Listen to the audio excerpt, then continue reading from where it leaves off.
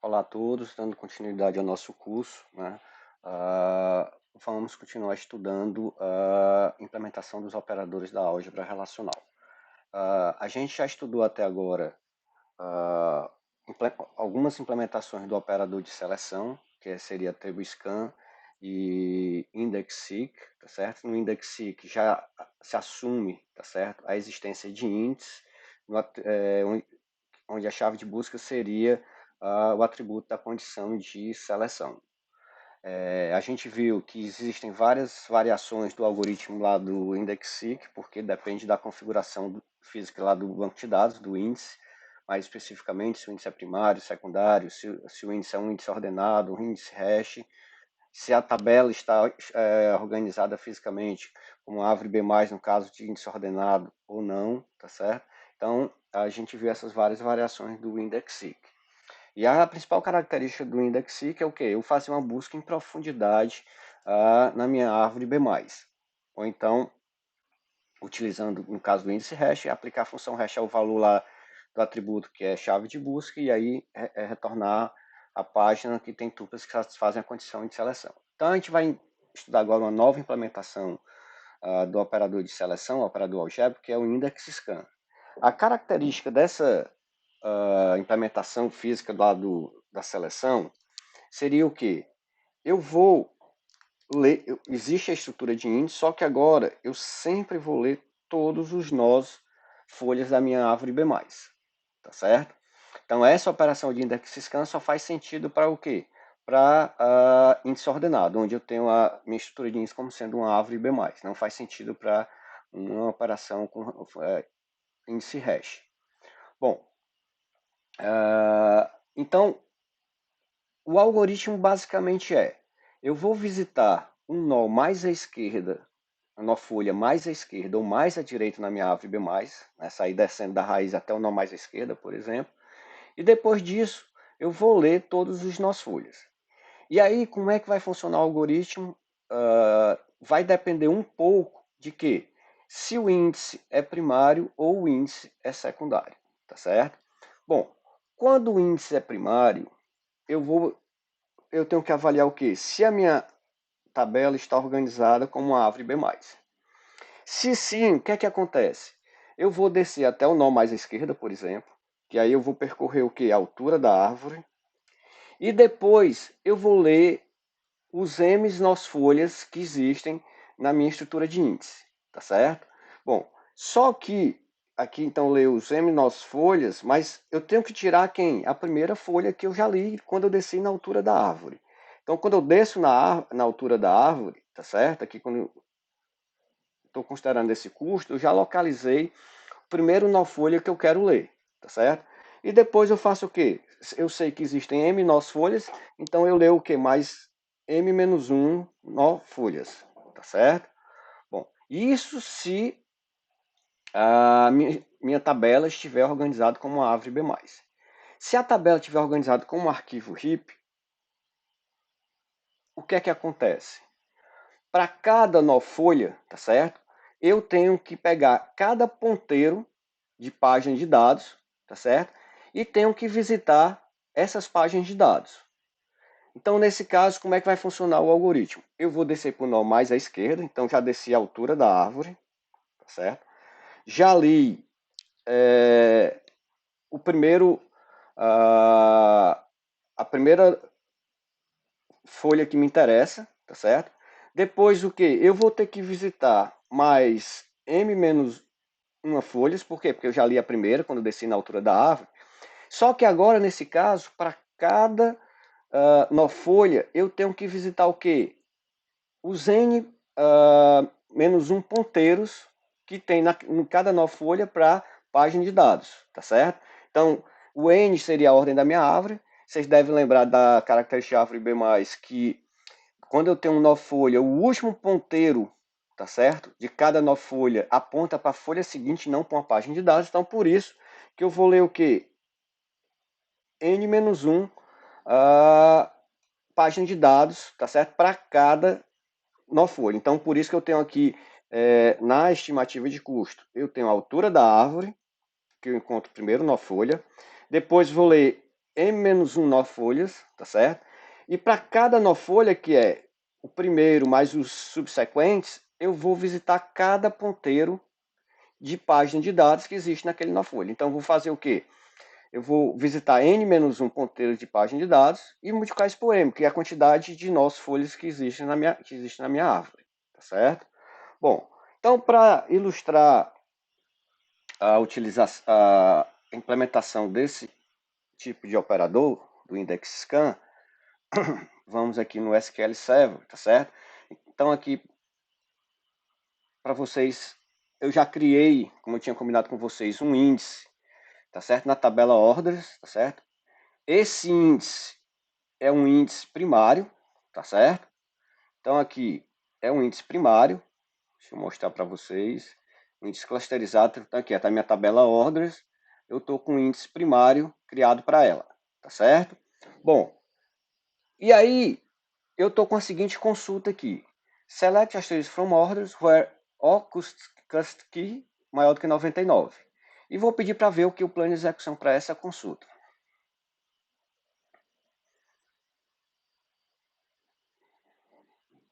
Bom, observem aqui no plano de execução que ele está fazendo o quê? Um index scan.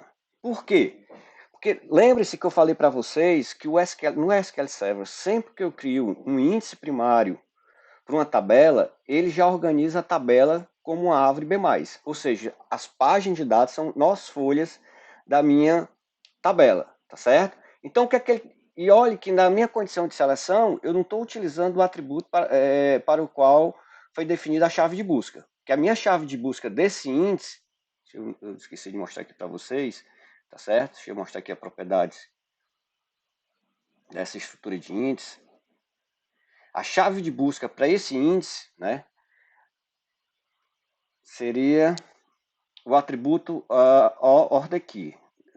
O SQL Server mostrar aqui, vocês vão acreditar em mim. Deixa eu tentar ver de novo aqui. Propriedades. Pronto, tá aparecendo aqui já. Então aqui, ó. Então o meu atributo que é chave de busca é o atributo order key, tá certo? Da tabela orders. Só que na minha consulta a condição de seleção é o atributo cust key.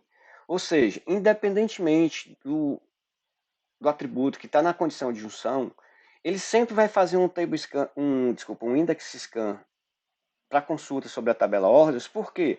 Porque na tabela orders, a tabela orders está organizada como uma árvore B+. Então, as páginas de dados dessa tabela são que as folhas estão nas folhas da árvore B+. Se eu colocar um comentário aqui na condição de seleção, mesmo que eu queira ler toda a tabela orders,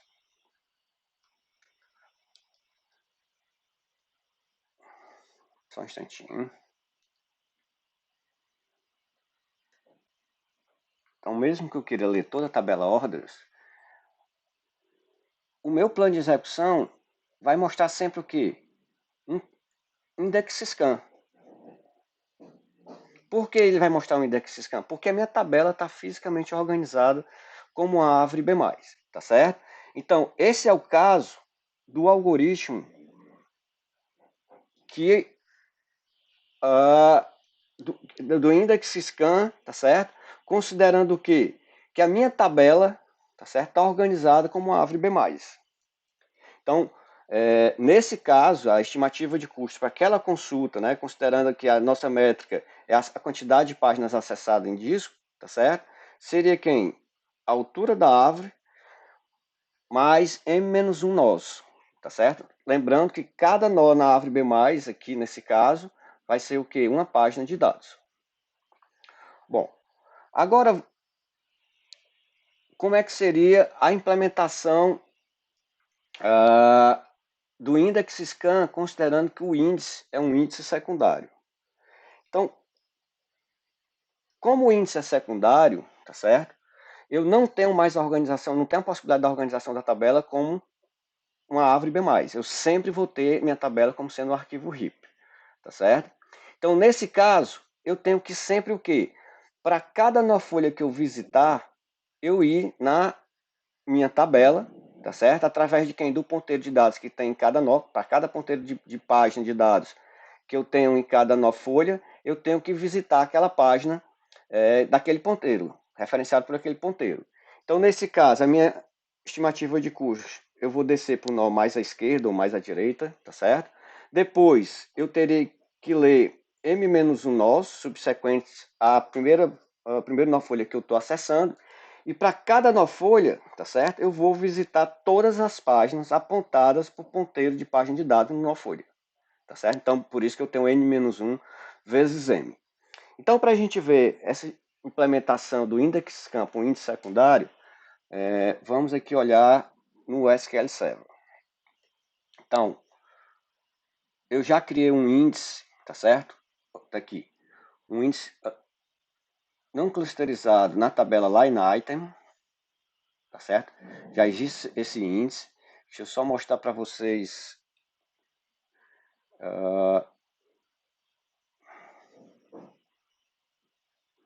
como é que eu criei esse índice, que tem um detalhe interessante aqui. Deixa eu só conseguir.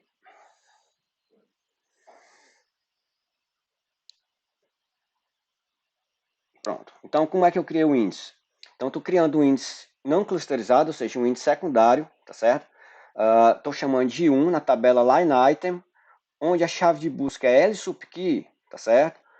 Só que eu estou colocando aqui o atributo LQuantity associado à chave de busca na minha estrutura de índice, e vou já mostrar por que isso pode ser interessante, tá certo? E minha taxa de preenchimento está a minha taxa de preenchimento máxima lá para a tabela. Aí vamos ver agora a seguinte consulta. Que aqui tem coisas interessantes para a gente observar.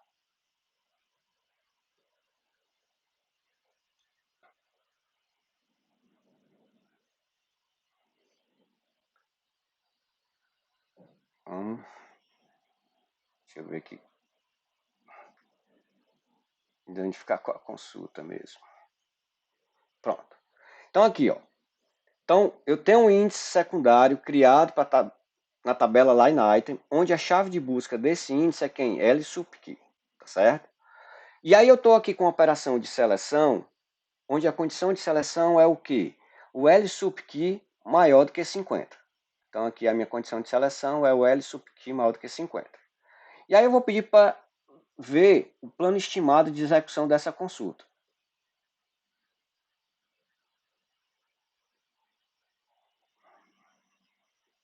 Porque ele executou só, desculpa pessoal, é porque ele ficou vendo só o que eu marquei, ele tentando gerar o plano de execução para o que eu marquei. Então, de qualquer forma, vocês viram que a condição de seleção é atributo de chave de busca, tá certo? Que é o LSUPKey, maior do que 50. Vejam o que é que ele fez, ó. O plano de execução, no plano de execução agora que ele cobriu aqui, que eu não sei nem com que foi, o plano de execução tem o quê? Um table scan. Observem aí que no plano de execução tem um table scan, ou seja, eu tenho uma operação de seleção, tá certo? Onde a condição de seleção envolve o atributo que é a chave de busca do índice que eu criei para a tabela line item, mas ele não utilizou a estrutura de índice, tá certo? Então, vocês devem lembrar que nas primeiras aulas sobre essa parte de processamento de consulta e falando lá de index scan, eu falei o seguinte, mesmo que eu crie um índice, o atributo, e esse índice tenha como chave de busca, o atributo da condição de seleção, pode ser que o processador de consulta não utilize a estrutura de indexação. Tá aí, vocês estão vendo aí um exemplo de uma consulta onde não é utilizado a estrutura de indexação, apesar de eu ter uma operação de seleção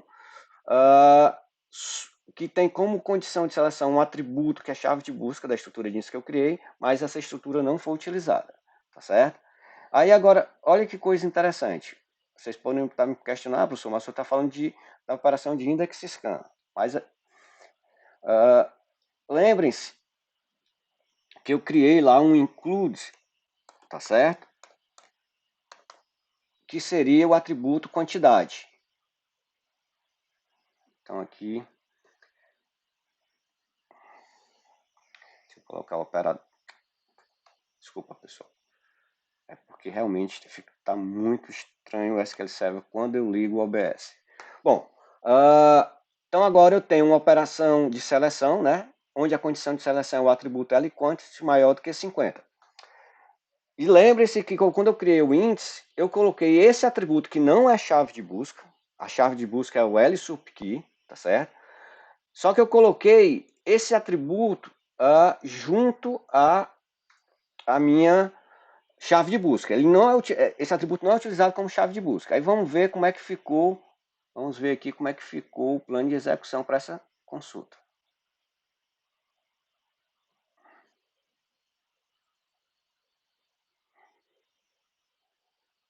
Observem que no plano de execução dessa consulta, ele já está fazendo um index scan, tá certo? E ele está indo na tabela para pegar o quê? Os outros atributos. Porque eu estou na minha projeção, eu quero retornar todos os atributos. E na minha estrutura de índice eu só tenho quem? O LSupKey e o LQuantity. Então, para cada nó folha aqui do index scan, o que é que ele está fazendo? Ele está visitando cada página de dado apontada, referenciada pelos ponteiros de página de dados que estão no nó folha. Tá certo? Então, que é exatamente esse algoritmo que eu falei por último. Então, meu índice é um índice secundário, tá certo? Eu vou descer para o nó mais à esquerda ou mais à direita da minha árvore, tá certo? Já localizei aqui o primeiro nó folha que me interessa, depois eu vou ter que localizar os outros em menos um nó folhas, e para cada nó folha o que é que eu vou fazer? Eu vou visitar cada ponteiro, cada página referenciada pelos ponteiros de página de dados do nó folha, tá certo? Lembre-se então que cada nó visitado na árvore é um acesso a disco, que é uma página do banco de dados. E aqui eu tenho o que mais? Eu tenho que visitar todas as páginas de dados que estão referenciadas pelos ponteiros de página de dados de cada nó, tá certo? Então foi exatamente esse algoritmo que o SQL Server implementou aqui. Então esse RID lookup aqui do SQL Server significa o quê? Que ele está indo lá na tabela acessar a página. Aí esse Nest Loop Join que ele está colocando aqui no plano de execução, na realidade é uma operação de quê? De ele juntar os atributos LQuantity e LSupKey que ele já localizou na estrutura de índice com os outros atributos de cada tupla da minha tabela line item, tá certo? Que satisfaz aquela condição de seleção de LQuantity maior do que 50. Bom,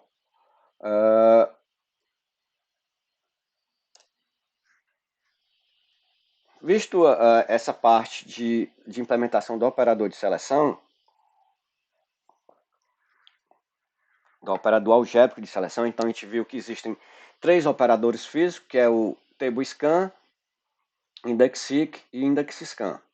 O IndexSeek e o IndexScan pressupõem a existência de índice, mas a existência de índice não implica necessariamente que vai ser utilizado ou um IndexSeek ou um IndexScan. Vocês viram que eu mostrei para vocês um exemplo, que eu tinha criado um índice para a tabela line item, tá certo? Fiz uma operação de seleção onde a condição de seleção era o atributo que é chave de busca do índice, mas a estrutura de índice não foi utilizada, tá certo? Bom, e aí,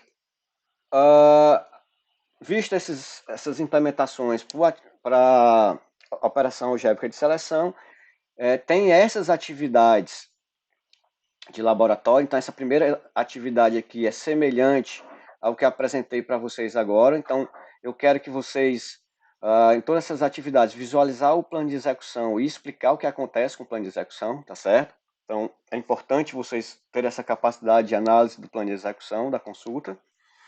Nessa segunda atividade, eu quero que vocês removam todos os índices de line item, criem um índice secundário para line item em LSupKey com taxa de preenchimento de 100%, tá certo? Valendo para todos nós. Visualizem o plano de execução dessa consulta Q16, tá certo? Depois disso, eu quero que vocês criem um índice primário para line item em L-order aqui com taxa de preenchimento de 100% valendo para todos nós e façam a mesma coisa, tá certo? É a mesma consulta, tá certo? Que eu tenho aqui e vocês vão visualizar, só que agora eu tenho aqui eu tinha um índice secundário em LSupKey, vou remover todos os índices, vou criar um índice primário, tá certo? Em L order key. Depois eu quero que vocês removam todos os índices de line item, criem índice primário para line item em L order key, né, a chave de busca, e L sub key, com taxa de preenchimento de nós valendo para todos os nós. Então observem que nessa atividade de laboratório, a minha chave de busca ela é composta, tá certo? É uma chave composta, tá certo? Dos atributos L order key e L sub key, tá certo? E aí eu quero que vocês executem essas diferentes consultas que vocês estão a Q17, Q18, Q19, Q20. E para cada consulta dessa, tá certo? Eu quero que vocês visualizem e analisem o plano de execução delas. E quero que vocês identifiquem, tá certo? Onde tem, quais são as diferenças dos planos de execução e quero que vocês justifiquem o que está provocando essas diferenças. Então, novamente, nessa atividade de laboratório, vocês vão remover todos os índices de line item, vão criar um índice primário com chave de busca composta pelos atributos L order key, então L order key e L sub key, tá certo? Taxa de preenchimento máxima, tá certo? Valendo para todos os nós. E quero que vocês visualizem o plano de execução dessas consultas, façam análise desses planos de execução, e depois identifique as diferenças dos planos de execução e justificar o que está provocando essas diferenças, tá certo? Então, é a atividade que vai ficar para sexta da próxima semana. Eu vou colocar essa atividade também lá no Siga para vocês ficarem rastreando a todas as atividades que eu estou especificando para vocês. Bom, então, tendo visto as implementações lá possíveis para um operador de seleção, tá certo?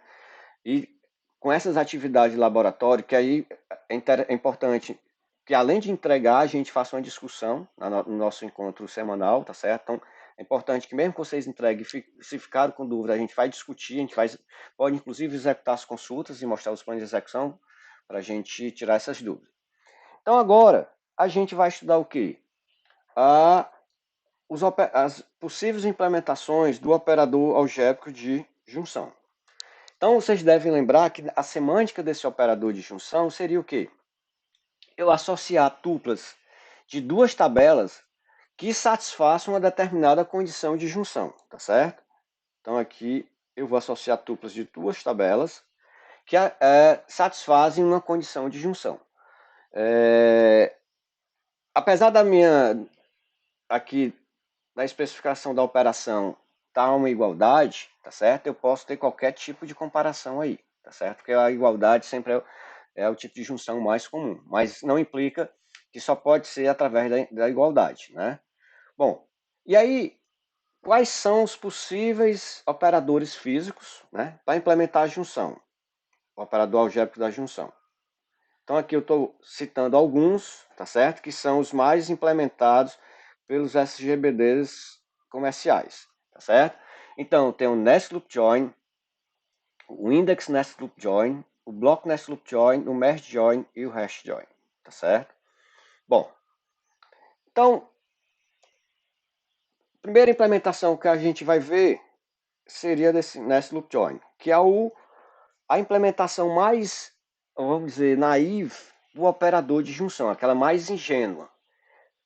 Por quê? Porque é o seguinte, a semântica da operação, do operador algébrico, né, de junção, é o quê? Eu pego cada tupla de uma tabela e checo com as tuplas da outra tabela quais tuplas dessa segunda tabela podem satisfazer uma condição de junção com a primeira tupla da tabela, da primeira tabela, ou seja, então tem uma junção entre R e S, tá certo?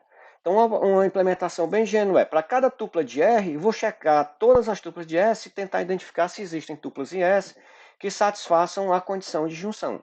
Se existir, então eu adiciono aquelas tuplas ao resultado. Então aqui, ó, no meu algoritmo, eu vou ler na primeira linha, eu tenho um laço onde eu vou ler todas as tuplas de R, tá certo? E para cada tupla de R, eu vou o quê? Eu tenho um segundo laço, eu vou ler toda a tabela S, tá certo? Então, vai ilustrar o funcionamento desse algoritmo. Então, para cada tupla de R, então li a primeira tupla de R, vou ler toda a tupla de S para tentar identificar tuplas de S que possam satisfazer a condição de seleção com a primeira tupla de R. E assim por diante, tá certo? Então, se eu considerar o tamanho de R como sendo PR páginas e NR tuplas, tá certo? Então, NR seria a cardinalidade da tabela e o tamanho de S seria PS páginas e NS tuplas. Então, a estimativa de custo para esse algoritmo vai ser o quê? Vai ser, eu vou ler a tabela R toda uma única vez, concordam comigo? Então, eu vou ler essa tabela uma única vez. E vou ler essa tabela aqui várias vezes. O que é que seria, o que é que quantificaria essas várias vezes? A quantidade de tuplas que eu tenho em R, que é a cardinalidade de R. Então, nesse caso, a minha estimativa de custo vai ficar em quanto? PR mais NE mais o fator NR vezes PS. Por quê? PR é lida uma única vez, então o tamanho dela é PR páginas. Só que a tabela S vai ser lida quantas vezes? NR vezes, que é o tamanho da tabela R em tuplas, que é a cardinalidade da tabela R. Então, a minha estimativa de custo aí seria PR mais NR vezes PS. Tá certo? Bom, existem duas variações do Nest Loop Join, tá certo? Que são as seguintes. Essa é bem interessante, porque basta eu perceber o seguinte. Quando eu leio a primeira tupla da tabela R, na realidade, lá no banco de dados, eu não estou lendo uma tupla. Lembre-se que a unidade de acesso ao banco de dados é uma página. Então, quando eu vou acessar a primeira tupla da tabela R, na realidade eu estou retornando o quê? Todas as tuplas que estão na página onde está localizada essa primeira tupla de R, tá certo? Então, ao invés do meu algoritmo ler a tabela de S, a quantidade de vezes de, que seria a quantidade de tuplas de R, eu vou fazer o seguinte: para cada página de R, eu vou ler toda a tabela S, tá certo? Então, para isso, naquele algoritmo do Nest Loop Join original que eu falei há pouco para vocês, eu vou o quê? Inserir mais um laço, tá certo? Que vai ser o seguinte, ó. Eu vou, para cada página de R, desculpa. Então, aqui, ó. Para cada página de R, nessa primeira linha, eu vou ler todas as páginas de S, tá certo? E aí, para cada página de S que eu estou lendo, tá certo? Eu vou checar quais são as tuplas daquela página de S que podem satisfazer a condição de junção da página de R que eu li no loop mais externo. Então, aqui na figura, ó, eu leio essa página de R e ao invés de eu ler S para cada tupla dessa página, eu leio S uma única vez, tá certo? Para essa página toda. E para cada tupla dessa página aqui, eu leio, já que eu estou acessando a tabela S uma única vez, tá certo? Então, eu comparo com as tuplas entre R dessa página e as tuplas da tabela S, tá certo? Então, ao invés de para cada tupla de R eu ler toda a tabela S, agora eu vou ler para cada página de R toda a tabela S. Com isso, eu consigo reduzir meu custo para o quê? Para PR mais PR vezes PS. Desculpa, pessoal. Então, o meu ganho aqui é o seguinte: eu vou reduzir a quantidade de vezes que eu vou ler a minha tabela S. Por quê? Porque eu estou lendo a tabela S, ao invés de ser para cada tupla de R, eu vou ler o quê? Para cada página de R, tá certo? Que é o que estou especificando aqui nessa estimativa de custo, tá certo? Então, para cada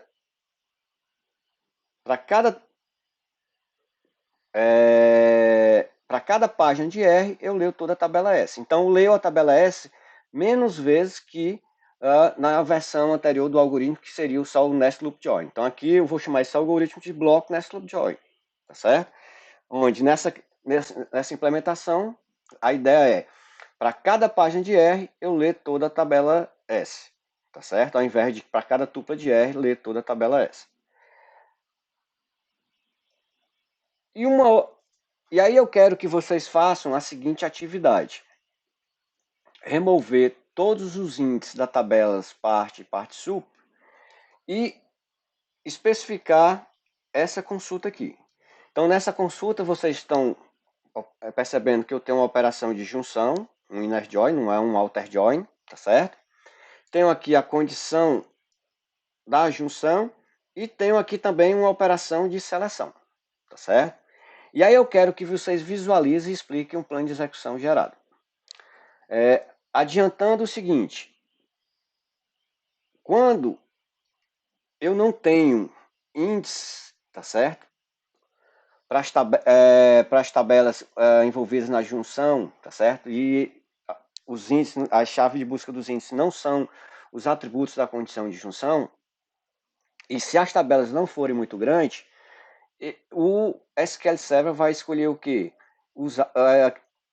Executar um bloco Nest Loop Join, tá certo? Porque o bloco Nest Loop Join é mais eficiente que o Nest Loop Join. Bom, e aí uma outra variante do Nest Loop Join seria o Index Nest Loop Join, tá certo?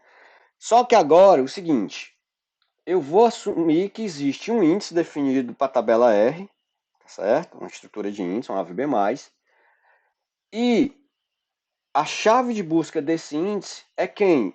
O atributo da tabela R envolvido, ou os atributos da tabela R envolvidos na condição de junção. Então, existe um índice aqui, nesse caso, para a tabela R, e a chave de busca desse índice são os atributos de R envolvido na junção, tá certo? Então, como é que seria esse algoritmo? A ideia é simples. Para cada tupla de S, então agora, para S eu não tenho uma estrutura de índice, então para cada tupla de S, o que é que eu vou fazer? Eu vou lá na estrutura de índice, tá certo? Procuro se existe alguma entrada que possa satisfazer a condição de junção em R. Se existir, eu leio a página de R, tá certo? Que tem essa tupla que pode satisfazer a condição de junção. E aí eu adiciono essa tupla, essas duas tuplas, ao resultado da junção, tá certo? Então aqui a ideia é eu ter um index seek, tá certo?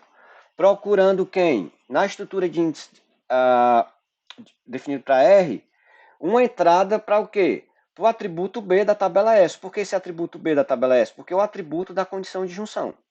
Se tiver alguma tupla em R que vai satisfazer a condição de junção, então tem que ter uma tupla em R, onde o atributo para qual o atributo A, tá certo, vai satisfazer a condição de junção, ó. Por quê? Por causa da minha operação de junção aqui, que eu quero que o atributo A de R seja igual ao atributo B de S, que essa é a minha condição de junção, tá certo? Bom, e assim por diante, eu vou ler a segunda tupla de S, vou na minha estrutura de índice e vou checar se existe alguma entrada, tá certo, que possa satisfazer a minha condição de junção. Então, faço isso para todas as tuplas de S. Bom, e aí a estimativa de custo. Aqui vai ser o seguinte, ó. A tabela S, ela vai ser lida uma única vez, certo? E a tabela R vai ser lida quantas vezes? Depende da quantidade de vezes que eu encontrar chave de busca que possam satisfazer a condição de junção, tá certo? Então aqui, a minha estimativa de custo vai ser o quê? A tabela S lida uma única vez, e para cada tupla de S, o que é que eu vou fazer? Eu vou fazer um index seek. Qual o custo do C? Vai depender da implementação de index seek que está sendo utilizada. Vocês devem lembrar que a gente falou nessas últimas aulas que para definir o algoritmo e a estimativa de custo para o operador físico index seek depende de quê? Se o índice é um índice ordenado, não ordenado, que é o não ordenado sendo o índice hash, se o índice é primário ou secundário, tá certo? Se a tabela, no caso do índice ordenado, vai estar, índice ordenado primário, vai estar definida, estruturada como árvore B+, ou como arquivo RIP, tá certo? Então, esse C aqui vai depender o quê? Do tipo de índice que está definido para tabela R, tá certo? Que aí vai definir qual é o algoritmo de indexing que vai ser utilizado. Bom, e aí tem mais uma atividade, tá certo, para vocês, que é criar um índice secundário na tabela partSup, tendo como chave de busca o atributo PS partkey, tá certo? E aí eu tenho essa junção que eu tenho essa consulta que tem uma junção entre a tabela part e a tabela partSup, tá certo? Eu tenho aqui a minha condição de junção e tenho uma operação de seleção, tá certo? E aí o que é que eu quero? Que vocês visualizem e expliquem o plano de execução gerado. Então eu quero que vocês façam análise desse plano gerado. Então aqui vocês estão vendo que existe um índice secundário para a tabela partSup, tá certo? E a chave de busca é PS partkey, tá certo? E esse atributo PS partkey, tá certo? Que é chave de busca do índice criado, ele é o que? O atributo, a condição de junção da tabela partSup. Então, pelo que a gente falou, vocês já devem estar inferindo que muito provavelmente o plano de execução aqui vai ser o que? Um Nest Loop Join utilizando o índice, tá certo? Bom, pessoal, então a gente para por aqui. Na próxima aula a gente vai ver uma outra implementação do algoritmo de junção, do operador algébrico de junção, desculpa, que seria o Merge Join. E aí já adianto para vocês que essa aqui é a implementação mais eficiente para o operador de junção. Então, cuidem-se, tá certo? E próxima aula a gente continua com a parte de processamento de consulta.